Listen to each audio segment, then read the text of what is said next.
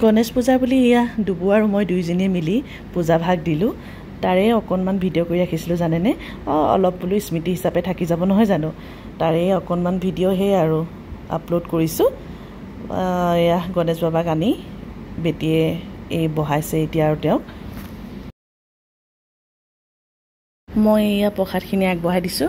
তাই বোলে শৰাইখন দিব তাই খুব ভাল পায় জানেনে সৰুৰ পৰাই তাই গণেশ পূজা পাতে আৰু তাইহে পাতিব মানে সেইকাৰণে মই আৰু একো কোৱা নাই আৰু তাই নিজৰ মতে যেনেকৈ ভাল পায় তেনেকৈ তাইক সজাবলৈ দিছোঁ এয়া দেখিছেনে নিজৰ ইচ্ছামতে কৰি আছে আৰু দেই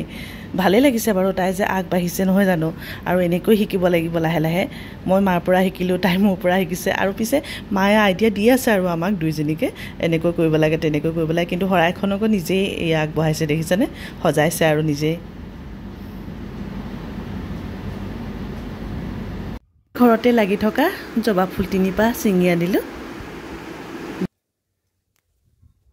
বৰ ধুনীয়াকৈ সজালে চাওকচোন ফুলকিপাও বৰ ধুনীয়া লাগিছে দেখিবলৈ এয়া সজাই হৈ গ'ল তাই বিৰাট ফূৰ্তি জানেনে সজাই লৈ তাৰপিছতে এয়া বুনিয়া লাডু আনিছিলোঁ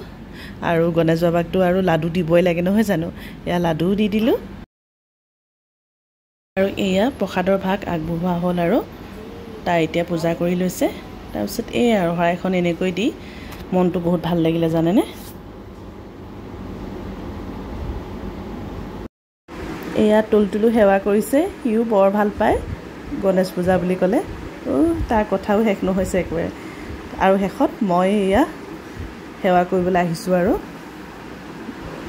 মাহঁতেও সেৱা কৰিলে বৌহঁতে সকলোৱে সেৱা কৰিলে আৰু শেষত মই এয়া সেৱা কৰি ভিডিঅ'টো শেষ কৰিছোঁ ঠিক আছে বাই বাই